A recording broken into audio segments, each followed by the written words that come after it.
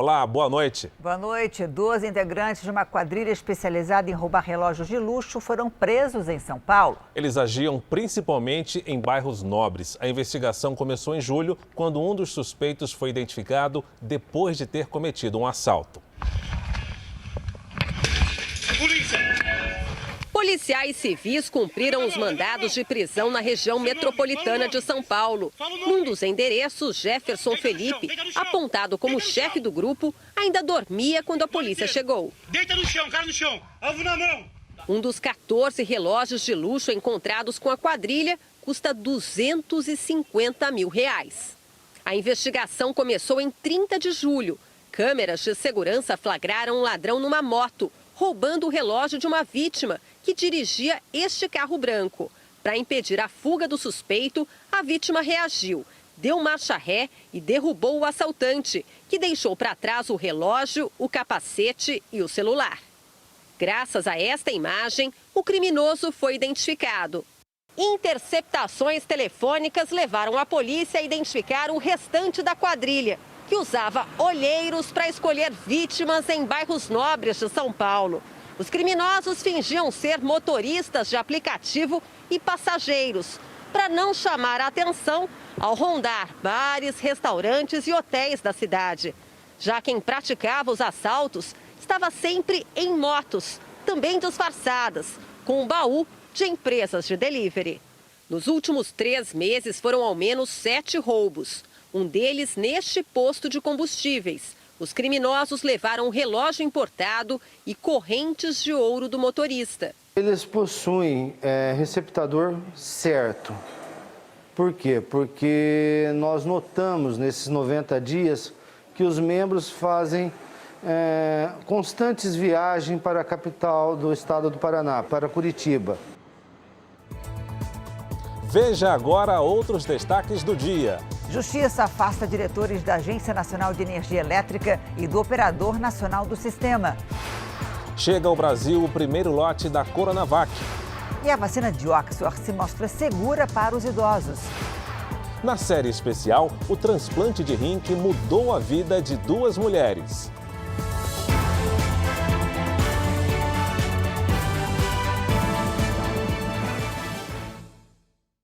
Oferecimento Bradesco, as melhores histórias e um só banco.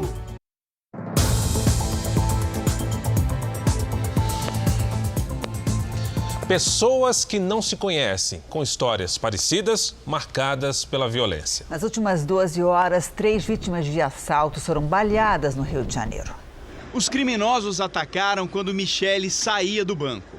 Nenhum dos médicos sabe o que aconteceu, como que isso foi feito, eu denomino milagre. Repare no raio-x, a bala está alojada a poucos milímetros do coração.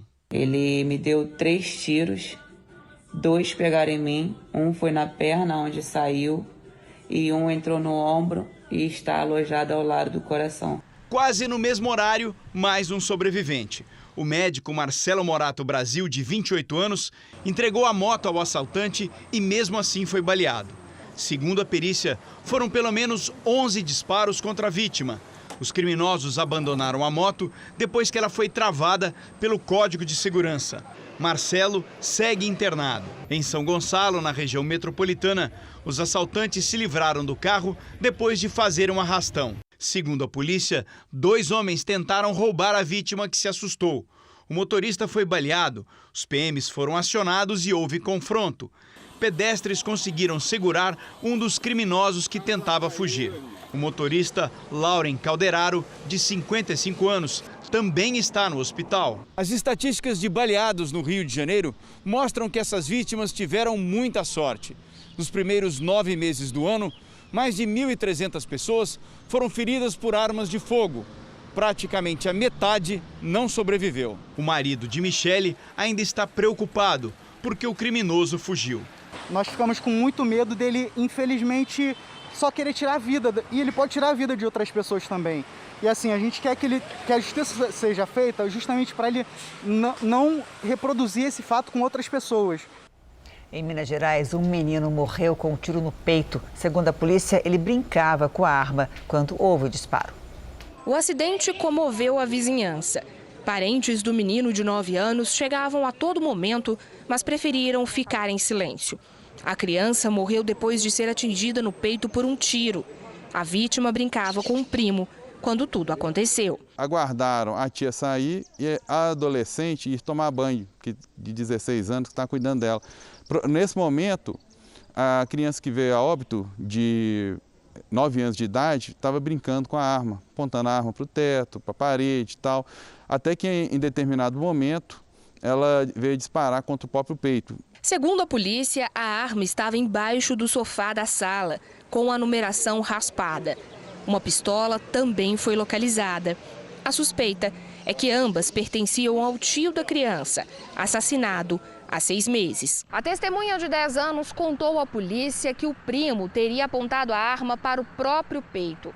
A perícia trabalha para desvendar o que aconteceu e não descarta a hipótese de que outra pessoa tenha feito o disparo. Para o especialista, quem tem arma precisa de muito cuidado para guardá-la, principalmente se houver criança dentro de casa. Num local onde as crianças não podem ter acesso, num local alto, de preferência em cofres. Sejam cofres embutidos ou cofres avulsos. Esse seria o ideal para que essa arma não pudesse ser, de alguma maneira, acessada por pessoas indevidas, sem qualquer capacidade de manuseá-la. Vamos falar agora sobre a Covid-19. O Brasil é o primeiro país da América Latina a receber um lote de vacinas contra o coronavírus. O produto fabricado na China chegou hoje a São Paulo. Após 3 dias de viagem, a carga que saiu da China desembarcou no aeroporto de Guarulhos. O lote tem as primeiras 120 mil doses da Coronavac compradas pelo governo de São Paulo e produzidas pelo laboratório chinês Sinovac. O caminhão que fez o transporte foi escoltado até o local onde as doses ficarão armazenadas.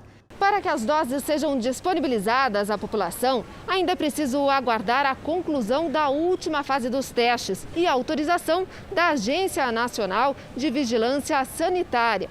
Na próxima semana, uma outra remessa da China é aguardada, a de insumos das vacinas, que serão fabricadas pelo Instituto Butantan, em São Paulo. O primeiro lote faz parte das 6 milhões de doses compradas do laboratório chinês e que, de acordo com o governo do estado, devem chegar até o final do ano. A previsão é que outras 15 milhões cheguem até fevereiro do ano que vem. O transporte entre China e Brasil será feito por aviões fretados e comerciais. E a promessa é que 40 milhões de doses sejam fabricadas pelo Instituto Butantan. O fato de ser a primeira vacina no continente latino-americano é simbólico. Nesse momento em que se anunciam grandes avanços em relação aos estudos clínicos, o fato de nós já termos essa vacina aqui já é um enorme avanço, mesmo porque os resultados do estudo clínico poderão aparecer muito rapidamente. E aí poderemos submeter o processo a registro na nossa Anvisa. Testes preliminares indicaram que a vacina é segura e produziu anticorpos contra o coronavírus em 97% dos voluntários. Tanto o imunizante quanto a matéria-prima usada na formulação das doses precisam de refrigeração entre 2 e 8 graus, assim como a vacina da gripe comum. O local de armazenamento é mantido em sigilo. Sentimento de esperança, é assim que nós temos que olhar. Esse é o momento mais próximo que nós temos de voltar ao nosso normal. Só com a vacina poderemos deixar de perder as vidas por uma doença como essa. A vacina contra o coronavírus, desenvolvida pela Universidade de Oxford, funciona para jovens e idosos. É o que revela um estudo publicado hoje numa importante revista científica. Vem do Reino Unido mais um resultado positivo de uma candidata à vacina para combater a Covid-19. Os pesquisadores de Oxford afirmam que o produto se mostrou eficaz, inclusive para pessoas saudáveis acima dos 56 anos. No total, 560 pessoas participaram dos testes, 240 delas com mais de 70 anos.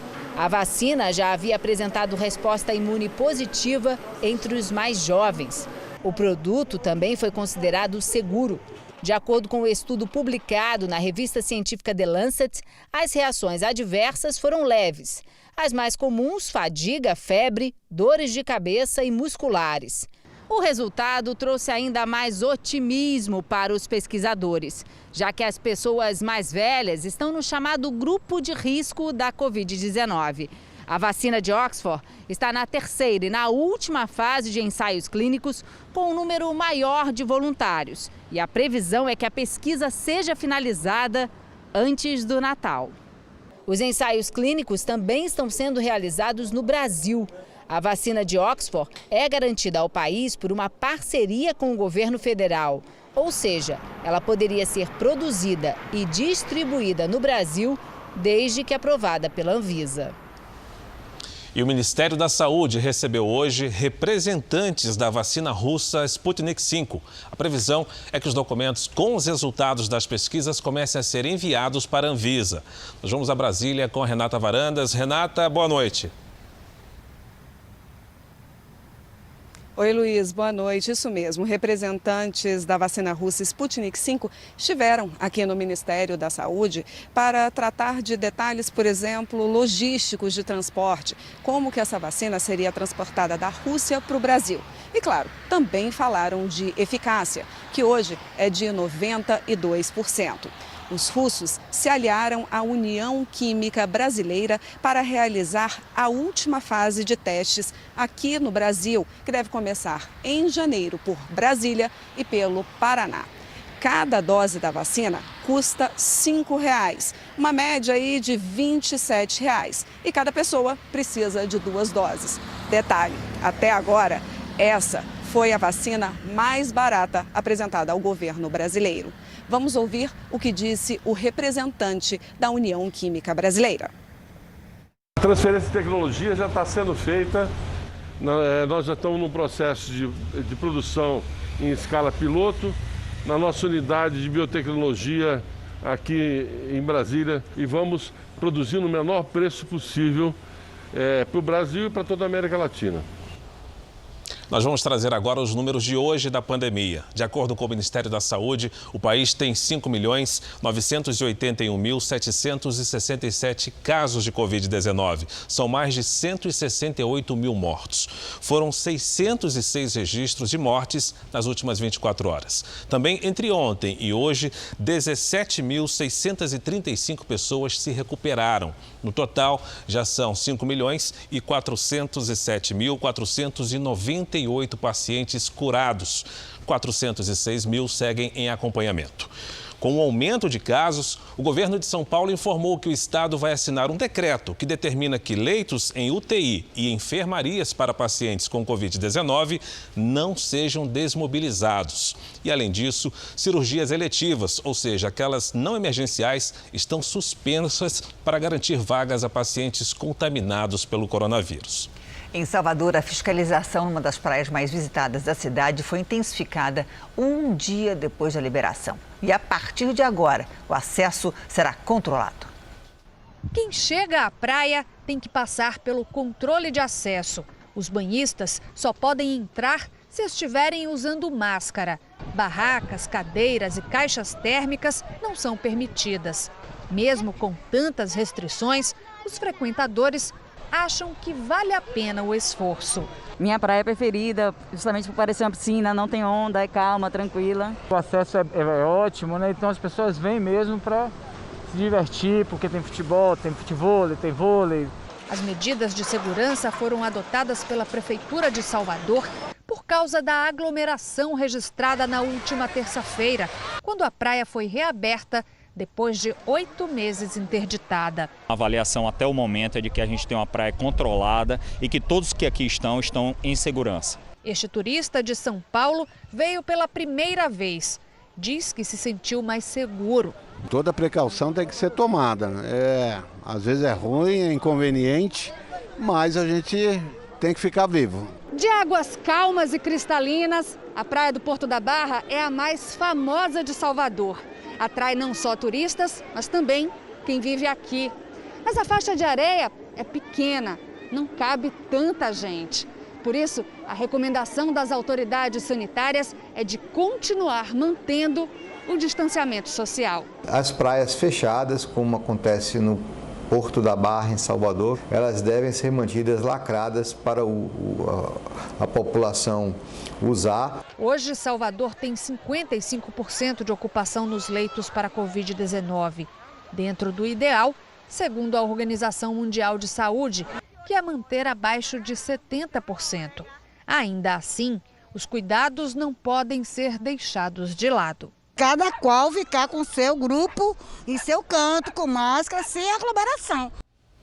Pois é, e o diretor da OMS afirmou que o novo confinamento na Europa poderia ter sido evitado se mais de 90% das pessoas usassem máscaras e adotassem medidas de prevenção. Segundo Hans Kluge, 60% da população europeia usa máscara. Por isso, os novos bloqueios se tornaram necessários. Ele também afirmou que a Organização Mundial da Saúde está empenhada em manter as escolas abertas no continente de forma segura aos estudantes. Para o diretor, o fechamento delas não é eficaz, já que crianças e adolescentes não são considerados os principais disseminadores da Covid-19. Sobre as vacinas, Hans Kluge afirmou que elas não podem ser consideradas a bala de prata contra a pandemia. Isso porque assim que houver a aprovação dos produtos, haverá mais gente precisando tomar do que vacinas disponíveis. Ainda hoje, apagão do Amapá provoca afastamento de diretores da ANEEL e do Operador Nacional do Sistema. E na série especial, as mulheres que se encontraram na sala de transplante e se tornaram irmãs de rim.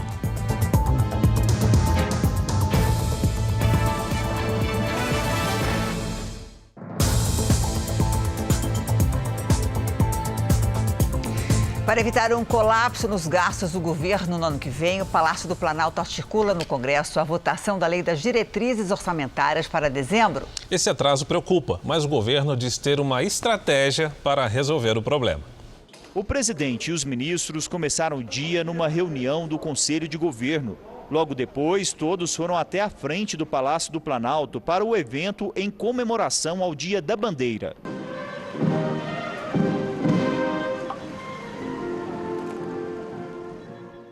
Cultuar nossos símbolos, né?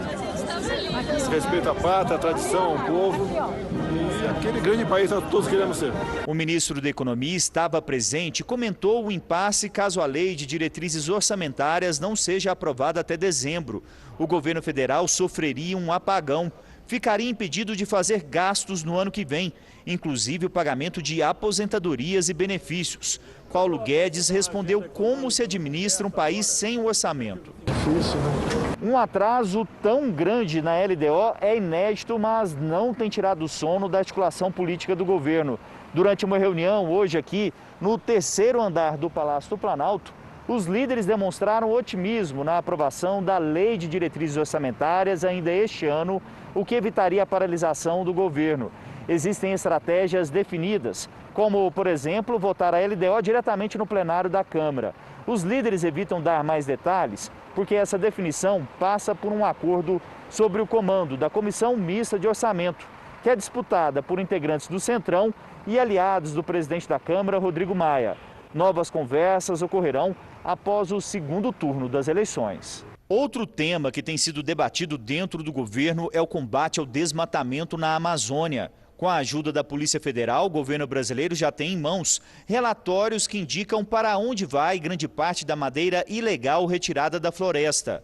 Fontes da Polícia Federal explicaram como é a identificação, por meio de uma espécie de DNA da madeira e por vigilância de satélite. Segundo os investigadores, as empresas aqui no Brasil simulam a retirada de madeira de áreas de manejo sustentável, falsificam documentos e, com isso, dão um ar de legalidade ao processo. As empresas estrangeiras, principalmente da Europa, compram essa madeira por preços muito abaixo do que é praticado quando todas as normas legais são cumpridas. Vamos agora com a opinião do jornalista Augusto Nunes. Oi, Augusto, boa noite para você. Boa noite, Janine, Fara. Boa noite a você que nos acompanha. Se fosse um personagem de história em quadrinhos, o presidente francês Emmanuel Macron faria bonito no papel de Capitão Amazônia. Autonomeado protetor das florestas e matas do Brasil, Macron exige que tanto o governo Bolsonaro quanto os exportadores de quaisquer produtos nacionais sejam esquecidos e boicotados por consumidores europeus. Esses habitam países que efetivamente amam a natureza, valorizam a questão ambiental e zelam pelos acordos sobre o clima. Quem desmata o pulmão do mundo não merece perdão. Nesta quarta-feira, soube-se que a França ocupa um desonroso segundo lugar, logo abaixo dos Estados Unidos, na lista dos países que mais compram madeira extraída ilegalmente da Amazônia. Entre 2007 e 2019, segundo o IBAMA, empresas francesas importaram 384 mil metros cúbicos de madeira nobre e em extinção. Se não incluir essas empresas na relação dos alvos do boicote que vive pregando, estará provado que a capa do Capitão Amazônia é apenas a camuflagem de mais um fanfarrão oportunista. Agora, a política nos Estados Unidos. A Geórgia, estado-chave nas eleições americanas, pode anunciar ainda hoje o resultado da recontagem de votos. O presidente Donald Trump ainda tenta reverter o resultado da apuração em várias partes do país. A defesa de Trump voltou a falar sem apresentar provas que a vitória de Joe Biden foi obtida mediante fraude. Mais cedo, autoridades do estado de Wisconsin anunciaram uma recontagem parcial dos votos. Pelas regras eleitorais, o presidente tinha o direito de solicitar nova apuração mediante pagamento. A campanha de Trump desembolsou o equivalente a 16 milhões de reais. Em outro estado, o Michigan, 2 funcionários eleitorais ligados ao partido de Trump, que certificaram a vitória de Biden, tentaram voltar atrás, mas não conseguiram. Segundo os jornais americanos, o presidente teria convidado congressistas do estado para uma reunião na Casa Branca nesta sexta-feira.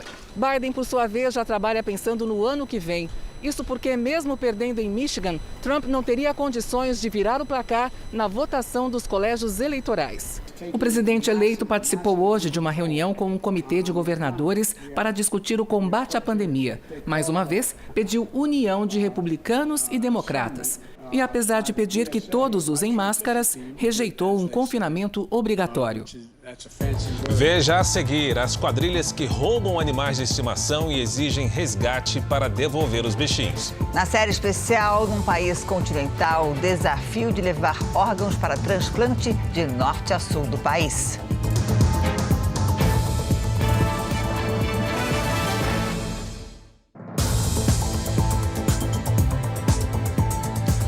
No Pará, um grupo de invasores de terras indígenas cercou uma base do IBAMA e ameaçou os fiscais. Os trabalhadores estão em São Félix do Xingu para impedir o desmatamento da área que pertence a uma tribo indígena. Os invasores hostilizaram os funcionários, atearam fogo na ponte e deram tiros para o alto. A Justiça Federal de Redenção, no sul do Pará, determinou a saída imediata do grupo e deve enviar reforço ao local até amanhã. O policial militar suspeito de envolvimento no assassinato do contraventor Fernando Inácio está foragido. Ele não se apresentou na delegacia nem no batalhão onde trabalha. Boa noite, Pedro Paulo Filho. Quais são as últimas informações? Ô Janine, boa noite para você, boa noite a todos. Olha, no último domingo, o cabo Rodrigo Silva das Neves esvaziou o armário dele e desde então não voltou mais ao batalhão onde é lotado. Na casa da namorada do policial foram apreendidos 4 fuzis que teriam sido usados no crime ocorrido há 9 dias. Rodrigo Neves já foi denunciado pela mulher por agressão. Segundo a Polícia Militar, o suspeito estava prestes a ser expulso da corporação por atrasos e faltas. Janine, Fara. Obrigada, Pedro Paulo. Um ex-deputado federal do Ceará foi preso com quase 2 milhões de reais. O dinheiro de origem suspeita estava escondido em caixas de televisão. Os maços de dinheiro estavam guardados dentro de caixas de papelão numa empresa em Fortaleza. O nome do ex-deputado federal não foi divulgado. A operação da Polícia Federal investiga supostos crimes de desvio de recursos públicos, fraude em licitações e lavagem de dinheiro. Suspeita-se que o esquema acontecia há 20 anos e teria movimentado aproximadamente 600 milhões de reais. Hoje foram cumpridos 27 mandados de busca e apreensão no Ceará, no Rio Grande do Norte e no Rio de Janeiro. O Jornal da Record fez um levantamento sobre o número de animais de estimação roubados em São Paulo. Olha só, em 5 anos foram 2.700 casos. E em muitos, os ladrões pedem resgate para devolver o animal. Um simples passeio com o cão de estimação e o impensável acontece. O animal é roubado. A mãe de Juliana passou por isso quando segurava o cachorro dela. Quando ela parou o carro no farol, um outro carro parou ao lado dela e saiu um homem armado, bateu com a arma no carro para chamar a atenção e logo puxou um dos 2 cachorros, entrou no carro e saiu. Juliana se desesperou quando o cão Stark ficou em poder de uma quadrilha especializada, mas pouco tempo depois recebeu um telefonema. Ele falou que tinha tido despesas com o cachorrinho nesse meio tempo, com ração, cobertas e outras coisas. Então a gente acabou chegando num valor, a gente acordou num valor e aí para que eu pudesse pagar e ele devolveu o nosso cachorrinho. Um levantamento feito pelo Jornal da Record mostra que só no estado de São Paulo, em 5 anos, foram 2.700 casos notificados. Os criminosos que sequestram cachorros se aproveitam da fragilidade emocional das vítimas, que desesperadas costumam cometer um erro. Postam fotos dos animais nas redes sociais e oferecem uma recompensa, e é justamente nessa hora que os golpistas descobrem o valor que podem extorquir dos donos dos cães. Ainda mais dramático é quando os criminosos sequer fazem contato porque preferem vender o cachorro no mercado clandestino. Tem quadrilhas que realmente encomendam perfis de cachorros hoje, não é? Então você tem ali perfis de cachorros que são mais roubados justamente pela troca, né? Pela conversão do valor. O especialista em segurança recomenda que as pessoas estejam sempre alertas no passeio com os animais. Quem mora em condomínio prefere sempre as áreas internas, normalmente você tem as áreas pet, não é? E ficar sempre conectado, né? Porque a desconexão ela gera realmente a oportunidade. O comando da Polícia Militar de São Paulo afastou 3 policiais por agressão durante uma abordagem. As imagens feitas por um morador de Santo André, na Grande São Paulo, mostram um rapaz correndo quando a polícia dá ordem para ele parar. Em seguida, 2 policiais o alcançam. O rapaz pede desculpas, mas leva um tapa no rosto. As agressões continuam e ele é derrubado. O outro policial se aproxima e bate com um capacete nas costas do jovem. Na sequência, ele é conduzido pelos PMs. Em nota, o comando da Polícia Militar disse que afastou os 2 policiais que aparecem nas imagens e outro que fazia parte da equipe. Disse ainda que não compactua com este tipo de abordagem, que viola os valores e princípios da instituição. O rapaz agredido ainda não foi localizado. Foram resgatados os corpos de 4 homens que sofreram um acidente de carro na Baía de Guanabara. As vítimas trabalhavam numa empresa que presta serviço no Porto do Rio e voltavam para casa quando o carro caiu na água. No final da tarde, o carro foi retirado das águas da Baía de Guanabara. Na pista ao lado é possível ver bolsões d'água e ainda havia uma obra no local. O acidente aconteceu ontem à noite, quando os funcionários de uma empresa de serviços marítimos deixavam o trabalho e iam para casa. O carro afundou na altura do Armazém 10 do Cais do Porto. Durante a madrugada, os bombeiros resgataram os corpos de Denilson Cruz, de 53 anos, Paulo Almeida, de 43, Rogério Sacramento, de 48 e Luiz Carlos Silva, de 40. Os parentes das vítimas estavam revoltados. Uma chuva daquela, lama, que carro era esse? Era um carro apropriado para as pessoas trabalharem, para transportar pai de família. De acordo com testemunhas, o motorista fazia uma manobra quando perdeu o controle da direção do carro, que caiu aqui na Baía de Guanabara. Um passageiro que estava no banco de trás percebeu o problema, abriu a porta rapidamente e pulou do veículo.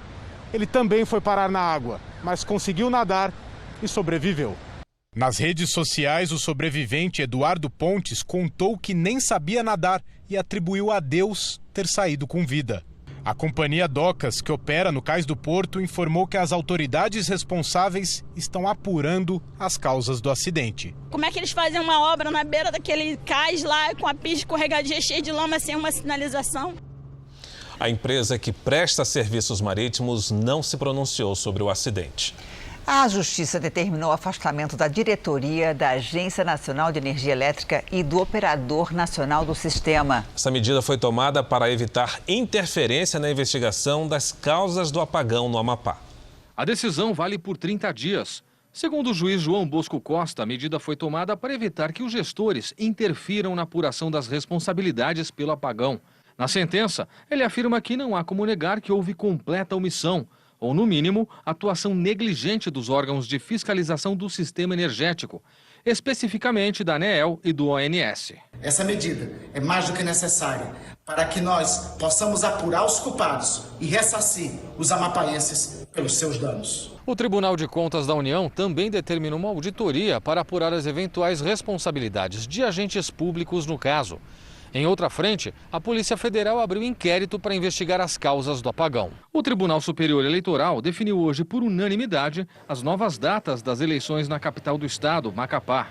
A tecnologia da informação, pelo seu coordenador de sistemas eleitorais e depois pelo secretário de Tecnologia da Informação, confirmaram que era possível fazer um esforço técnico para realizar as eleições nessas duas datas, 6 e 20 de dezembro. O ministro de Minas e Energia, Bento Albuquerque, esteve hoje no Amapá. Ele visitou a subestação e inspecionou a instalação do novo gerador. A ANEEL disse que respeita a decisão da Justiça, mas que a medida prejudica os trabalhos no momento em que os esforços deveriam estar concentrados para restabelecer a energia no Amapá. O Operador Nacional do Sistema Elétrico informou que vai tomar as medidas judiciais quando for notificado.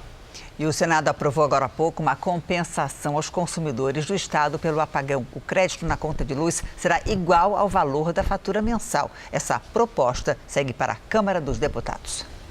Quase 70% das indústrias estão com dificuldades para conseguir matéria-prima, segundo a Confederação Nacional do Setor. A construção civil é um dos mais afetados na pandemia. O descompasso entre oferta e procura afeta diretamente os consumidores que enfrentam inflação nos preços e prateleiras vazias. Quando começou a reformar o apartamento, Mariana não imaginava enfrentar os dois maiores pesadelos de quem constrói: falta de materiais e preços em alta. O azulejo do banheiro, por exemplo, ela teve que buscar em outra cidade porque não encontrava mais em São Paulo. Eu fui buscar em Franca esse material, que era um rapaz que comprou a mais para a obra dele e sobrou. Então eu consegui uma parte com ele e uma parte que foram 3 metros com uma loja aqui de Pinheiros. Sabe quando a oferta perde a sintonia com a demanda? É o que vem ocorrendo na construção civil desde agosto, segundo os especialistas do setor. Então, no momento em que a indústria precisou realinhar o seu nível de produção, chamar seu pessoal de volta, colocar para funcionar, ela se deparou com um problema de matéria-prima. Esta loja de materiais de construção trabalha com 38 mil itens no estoque. Nos últimos meses, 30% dos produtos chegaram a faltar em algum momento. A situação mais crítica é dos tubos e conexões de PVC. Mesmo com um preço 20% maior, a gente chega a ver cenas como esta, prateleiras completamente vazias. Ferragens, cabos elétricos, pisos e até tijolo estão com entregas atrasadas. O descompasso afetou os preços, que agora acumulam alta de mais de 6% em 12 meses. Praticamente dobrou a parte de fios, material, cimento, areia, teve um aumento muito relevante. Além de pagar mais caro, você não consegue repassar esse custo para o cliente, ainda mais obras que você fechou no tempo da pandemia, agora você está penando para poder arcar com o compromisso. Para quem vai começar a construir agora, uma notícia boa. A previsão é de que os preços parem de subir no ano que vem, mas não devem voltar ao patamar de antes da pandemia. Se o mercado não desaquecer com esses preços e a renda aguentar, eu acho que as coisas vão continuar do jeito que estão. Uma idosa ficou presa nas ferragens depois que uma árvore caiu e atingiu o carro em que ela estava na Avenida Paulista, em São Paulo. A mulher de 87 anos estava com a sobrinha que dirigia o carro. Os bombeiros foram chamados. A senhora fraturou a perna e foi encaminhada ao hospital. A sobrinha não ficou ferida. A Prefeitura de São Paulo diz que a árvore estava em um terreno particular. Os temporais continuam em boa parte do Brasil. No litoral de São Paulo, choveu em um dia, quase metade do esperado para o mês inteiro. Boa noite, Mariana Bispo. Como é que vai ser amanhã? Boa noite, Janine, Fara e a todo mundo que acompanha a gente aqui no Jornal da Record. A chuva até que diminui um pouco no centro-sul do país, mas aumenta na metade norte. A frente fria agora avança em direção ao nordeste. Amanhã ela chega no litoral baiano. Temporais no sul da Bahia, norte de Minas Gerais, Espírito Santo e Tocantins. Tempo firme nas áreas claras do mapa, no norte gaúcho até Mato Grosso do Sul. Entre Rio de Janeiro e Espírito Santo, os ventos podem chegar a 60 km por hora e tem alerta de ressaca no litoral.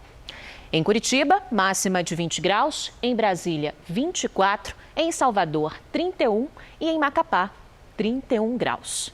No Rio de Janeiro e em São Paulo, a chuva diminui, mas o frio ganha força. Amanhã as máximas ficam entre 23 e 20 graus, Janine. Vamos continuar com o casaco fora do armário. Vamos. Obrigada, Mariana. A seguir, Universidade desenvolve spray capaz de eliminar coronavírus por 2 dias.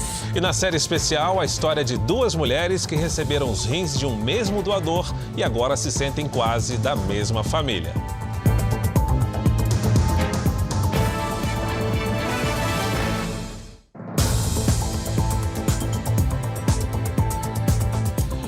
O Japão está em alerta máximo por conta do aumento recorde de contaminados pelo coronavírus num único dia. Nós vamos a Tóquio com a Silvia Kikuchi. Bom dia aí para você, Silvia. Qual a situação da pandemia? Olá, Fara. Tóquio, neste momento, é o principal foco da doença no país. De acordo com os últimos dados divulgados pela capital, foram 534 casos em 24 horas. A governadora pede ajuda da população para evitar o pior. Yuriko Koike pediu que as pessoas evitem se reunir em grandes grupos e sempre usem máscaras. O país como um todo também enfrenta uma crise de saúde. Foram 2.386 casos no último dia, o máximo registrado. A preocupação agora é com as viagens de fim de ano. Apesar disso, nenhuma nova restrição foi adotada. Fara, Janine. Obrigado, Silvia. Aqui no Brasil, uma nova ferramenta contra o coronavírus é um spray. O produto foi desenvolvido pela Unicamp de Campinas, em São Paulo, e protege superfícies por 48 horas. Os pesquisadores queriam descobrir como melhorar a eficiência de equipamentos de proteção, como escudos faciais e as máscaras, contra o coronavírus. E usaram uma fórmula que combina substâncias naturais extraídas de algas marinhas e sais de cobre. Borrifado, o líquido vira uma espécie de película. Quando o vírus entra em contato com essa barreira, o produto começa a agir. O vírus ele se aproxima da máscara e como aqui na máscara você aplicou o spray, então ele está protegido com esses polímeros e também os íons de cobre. Esses íons de cobre não deixam que o vírus continue a viver. Na pesquisa da Unicamp, 99,9% dos vírus colocados sobre material protegido com spray foram destruídos rapidamente, em até 1 minuto. Uma aplicação para um efeito que dura bastante. Os testes mostraram que a eficácia do spray, esse bloqueio do vírus, se mantém por até 48 horas. Outra boa notícia é que a fórmula que aumenta a proteção das máscaras tem um custo baixo. A estimativa dos pesquisadores é de 2 centavos por máscara protegida. A Unicamp está patenteando a tecnologia e o próximo passo é ter parceria de empresas para entrar em produção industrial. Precisaríamos ter gente interessada em fazer essa produção de larga escala e espero, consigamos levar isso para a população poder usar. Um bombeiro que estava a caminho do trabalho arriscou a própria vida para salvar uma mulher durante um incêndio numa comunidade em Porto Alegre.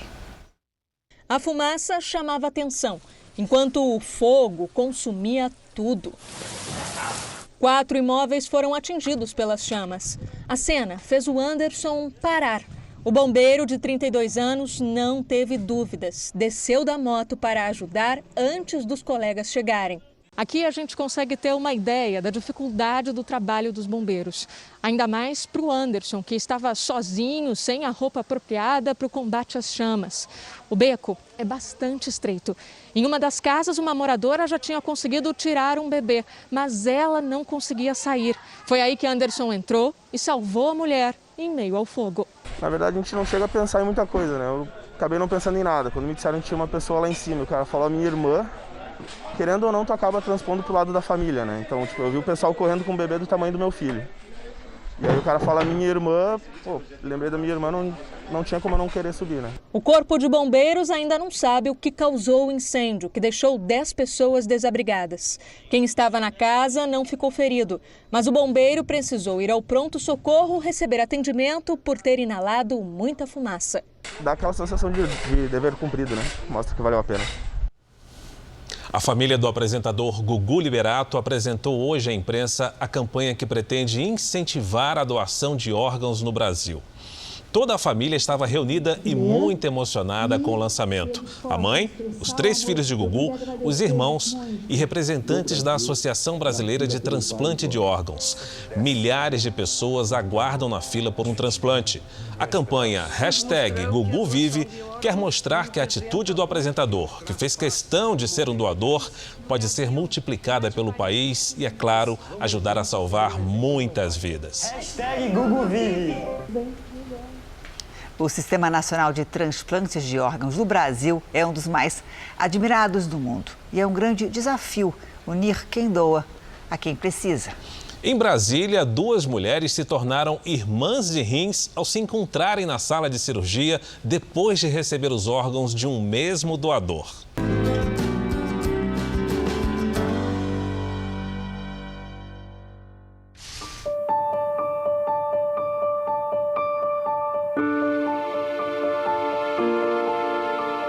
Desde os 13 anos, Ana Carolina entendeu que, para viver, era preciso esperar.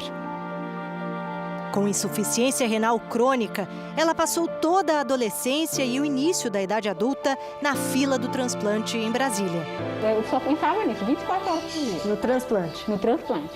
Aí, com o tempo que eu fui vendo que nada estava acontecendo em relação ao transplante, eu falei, peraí, eu não vou parar minha vida para esperar o transplante que não está acontecendo. Então, eu vou viver 4 horas de hemodiálise, 20 horas de vida. Aos 23 anos, ela conseguiu o transplante. Uma felicidade, sabe? Posso beber água? Uma coisa tão simples, né? Mas para quem faz hemodiálise, beber água é assim. Porque tem um limite de água para beber. E o novo rim trabalhou o que pôde durante 13 anos. Depois disso, ela teve que entrar na fila de novo. Só que dessa vez, não foi preciso esperar tanto. Parece que Deus me testou, porque ela apareceu no meio da pandemia. No meio da pandemia. No meio da pandemia. E a médica explicou, olha, você sabe que a gente está no pico de Covid, nós vamos ter que abaixar a sua imunidade, você corre o risco de pegar o Covid no hospital. Mesmo assim, você aceita? Aí eu aceitei. E graças a Deus deu tudo certo. Depois da cirurgia, a Ana Carolina foi para a área de recuperação. Mal sabia ela que a companheira de quarto era a pessoa que havia recebido, o outro rim do mesmo doador. Quer dizer, a Ana Carolina, nesse transplante, ganhou não só um rim novo, como também uma nova irmã. Exatamente, agora eu tenho uma irmã de rim. A Françoise tem a mesma idade que eu, nós descobrimos o problema de saúde na mesma época. E, na verdade, era para a Françoise estar aqui com a gente já havia marcado com ela, só que ontem ela recebeu uma ligação muito importante de um hospital de São Paulo, porque, diferentemente da Ana Carolina, a Françoise também precisa de um pâncreas novo. Françoise tem diabetes tipo 1, que evoluiu para uma insuficiência renal. Por isso, ela precisava de um rim e de um pâncreas também. Só que a Françoise continua em São Paulo, porque ela ainda é uma das primeiras da fila. E quando aparecer um doador compatível, ela vai para a mesa de cirurgia. E essa espera é difícil, né? Você conhece bem? Mas até que do pâncreas é uma coisa rápida, né? Não é demorada igual do rins, né? Ah, do pâncreas sai mais rápido. É fila mais vazia, né? E enquanto isso, você fica aqui em São Paulo esperando, porque pode aparecer a qualquer momento. Qualquer hora. Françoise precisou sair de Catalão para vir a São Paulo, a 700 quilômetros de distância, porque em Goiás não há transplante de pâncreas. Somente 6 estados brasileiros fazem essa cirurgia. Já para receber o rim, ela não precisou viajar. Esse tipo de transplante é feito na maior parte do Brasil. O de fígado é oferecido em 14 estados, o de coração em 11 e o pulmão, o mais raro, em apenas 2 estados brasileiros. É o mais delicado, é o mais precioso. A realização do transplante pulmonar é sempre mais criteriosa, assim. São poucos os programas que fazem no Brasil. Quando tem realmente um doador, a gente não mede esforços para ir até o local. Doadores e receptores se encontram num sistema único nacional, onde são cadastrados todos os dados de quem precisa de um órgão. Quando ele surge, se faz então um cruzamento de informações para chegar a uma lista de candidatos. Se um coração, por exemplo, surgir no estado de Minas Gerais, que faz esse tipo de transplante, e se houver um paciente compatível lá, o coração fica dentro do estado. Agora, se ele aparece em outro lugar, em Sergipe, por exemplo, onde não há esse tipo de cirurgia, o coração vai para a lista nacional e aí é encaminhado para quem precisa dele. O Brasil é um país continental, né? Então fazer um órgão, por exemplo, chegar do Rio Grande do Norte a outro estado, ou do Acre, ou do Rio Grande do Sul, esse fluxo, né, de transporte de órgãos entre estados, ele é bem desafiador, né? É atrás dessa porta, numa sala do Ministério da Saúde, em Brasília, que tudo é ajustado. Por aqui passam os pedidos e as demandas de todo o país. As ligações da Central de Transplantes são sempre aguardadas com muita expectativa. Buscar o fígado no Piauí? É daqui, do sistema totalmente informatizado, que sai a notícia de que um órgão está disponível para salvar outra vida. Eu acho que uma grande vantagem de você ter um sistema informatizado fazendo esse tipo de trabalho é que ele espelha exatamente o regulamento técnico. Então, não é uma pessoa que vai lá olhar uma lista e falar, vamos transplantar esse ou não vamos transplantar aquele. As regras valem para todos. Foi dessa sala que veio a ligação para Ana Carolina, no Planalto Central, e também para a Françoise, em São Paulo. Por isso, as duas vivem hoje com os rins de um mesmo doador. E agora estão sempre ligadas pelas chamadas quase que diárias, numa torcida para que a vida siga em frente. Oi, Fran, tudo bem? Como é que você tá? Fiquei sabendo que você foi para São Paulo para fazer seu transplante de pâncreas. Me conta aí. Graças a Deus eu tô bem, eu vim, né, atrás dessa vitória. Irmãs de rim, elas se falam todos os dias e comemoram juntas um novo órgão, uma nova vida. O vínculo da nossa família se juntou. Até minha filha já fala que chama ela de tia. Estou carregando um rim, ela está carregando outro rim do mesmo doador. Então nós somos ligados pelo rim e pelo coração. Fran, eu quero dizer que a gente está aqui na torcida, viu? Você vai dar tudo certo. Tá bom, obrigada. Estamos todos na torcida.